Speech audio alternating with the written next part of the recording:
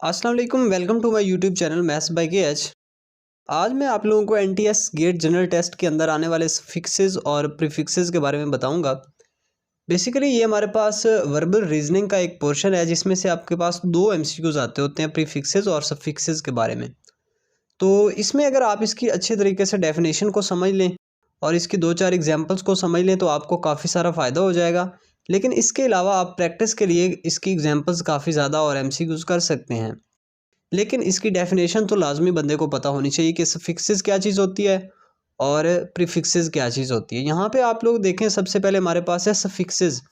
A suffixes is a word part added to the end of word, यानी कि ये वाला हमारे वर्ड का वो वाला पार्ट होता है जो कि वर्ड के एंड पे हम ऐड करते हैं। For example full, if you add the suffix full to the base word help, यानी कि अगर आप ये बेस वर्ड जो हमारे पास हेल्प है अगर इसके साथ इसके एंड पे आप लगा दें तो एक नया वर्ड बनेगा जो कि हेल्पफुल होगा। इसका मतलब यह है कि किसी भी बेस वर्ड के एंड पे जो एक वर्ड आ रहा होता है, एक पार्ट ऑफ वर्ड जो होता है, उसको हम सफिक्स कहते हैं। इसकी मैंने यहाँ पे कुछ एग्जांपल्स भी लिखी हैं। यहाँ पे हमारे पास एक एग्जांपल है जी फुल। इसका मीनिंग वैसे होता है नोटेबल फॉर, और इसकी एग्जांपल यहाँ पे हमारे पास है फैंसीफुल या डाउटफुल। इसके अलावा इक, आई सी इक, इसका मतलब होता है परटेनिंग टू, और इसकी एग्जांपल जो है ये हमारे पास है डोमेस्टिक। इक की हमारे पास एग्जांपल जो है ये सफिक्स है, बेसिकली वर्ड के एंड पे हम लगाते हैं, तो इसकी जो एग्जांपल है डोमेस्टिक। इस तरीके से हमारे पास एक वर्ड है शिप, तो इसको हम इसका मीनिंग होता है पोजीशन हेल्ड, और इसको हम कैसे यूज़ करते होते हैं ऑनरशिप, फेलोशिप, इस तरीके से, ठीक है। इसके बाद है शन, SION, शन एक होता है और एक होता है TION शन। तो ये SION शन, इसका मतलब होता है स्टेट ऑफ बीइंग, किसी चीज़ का जब होना, यानी कि कंसेशन के तौर, जब हम कंसेशन का वर्ड बोलते हैं तो उसमें SION शन ये वाला यूज़ करते हैं, कंसेशन। इसी तरीके से हमारे पास जो TION शन है इसमें हम क्या होता है, इसका मीनिंग भी वही होता है स्टेट ऑफ बीइंग, एब्रीवेशन। तो इस तरीके से इसकी कुछ एग्जांपल्स हैं, इनको आप अच्छे से तरीके से देख सकते हैं और इसका काफ़ी हद तक बंदे को वहाँ पे अंदाज़ा भी हो जाता है कि कौन सा हमने ठीक है और कौन सा गलत है। लेकिन आप इसकी ज़्यादा सारी एग्जांपल्स कर सकते हैं। इसके बाद हमारे पास एक है इकल, इकल, इसका मतलब होता है प्रिटेनिंग टू, और इसकी एग्जांपल हमारे पास है म्यूजिकल, ठीक है। तो इसके बाद हमारे पास जो प्रीफिक्सेस होते हैं, ये क्या वर्ड होते हैं, ये कौन से वर्ड्स होते हैं। A prefix is a word part, ये एक वर्ड का वो वाला हिस्सा होता है added to beginning of the word, जो कि किसी भी वर्ड या फिर बेस वर्ड के स्टार्ट में आप लोग यूज़ करते हैं। जैसे कि हमारे पास UN अन है, ठीक है। If prefix un is added to helpful, अगर हम यही अन जो है हेल्पफुल के स्टार्ट में लगा दें तो एक वर्ड बनेगा जिसको हम पढ़ेंगे अनहेल्पफुल। और इसकी यहाँ पे हमारे पास कुछ एग्जांपल्स हैं, जैसे कि एंटी है, मीनिंग इसका होता है अपोज्ड टू, और इसकी एग्जांपल हमारे पास है एंटी वॉर, एंटी गवर्नमेंट।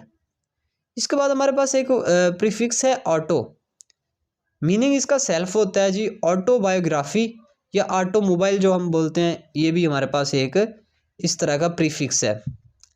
इसके बाद हमारे पास है DED, चेंज करना या रिवर्स करना, डीमोटिवेट और डीक्लासीफाई। अच्छा, यहाँ पे देखें, एक बहुत आपको काम की बात बताऊँ, यहाँ पे डी और डिस, इसमें थोड़ा सा डिफरेंस भी होता है।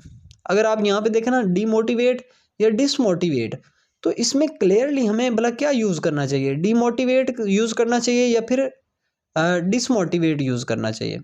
तो यहाँ पे देखें, डी का वैसे मीनिंग होता है चेंज करना या फिर रिवर्स करना, तो यहाँ पर एग्जैक्टली अगर आप इसका ये मीनिंग याद कर लें कि इसका मीनिंग होता है, डी का मतलब होता है चेंज करना, यानी कि पहले कोई चीज़ थी उसमें आपने चेंजिंग की, यानी कि कोई बंदा किसी काम के लिए मोटिवेट था लेकिन आप उसको वहाँ से हटाना चाहते हैं, चेंज करना चाहते हैं, इसका मतलब है डीमोटिवेट करना, यानी चेंज कर देना। अगर कोई चीज़ क्लासीफाई हुई थी तो उसको आपने डी क्लासीफाई कर दिया, ठीक है। अच्छा, इसके बाद डिस कहाँ पे यूज़ करते हैं, इसका मीनिंग होता है रिमूव या फिर रिवर्स। अच्छा, यहाँ पे दोनों का मतलब रिवर्स भी होता है, तो कभी कभार इसको समझना बहुत मुश्किल हो जाता है, तो कुछ चीज़ें इसकी होती हैं जो आपको वैसे ही ज़बानी याद रखनी पड़ती हैं कि इसके साथ हम डिस यूज़ करेंगे या डी, और कुछ वर्ड्स ऐसे हैं जिनको, बहुत ज़्यादा वर्ड्स ऐसे हैं जिनको आप समझ के तैयार कर सकते हैं। जैसे यहाँ पे मैंने आपको बताया कि डीमोटिवेट, मोटिवेट यानी कि पहले से वो मोटिवेट था, अब आप उसको चेंज कर रहे हैं तो डी लगाएंगे आप इसके साथ, डिस नहीं यूज़ कर सकते। इस तरीके से यहाँ पे है क्वालिफाई।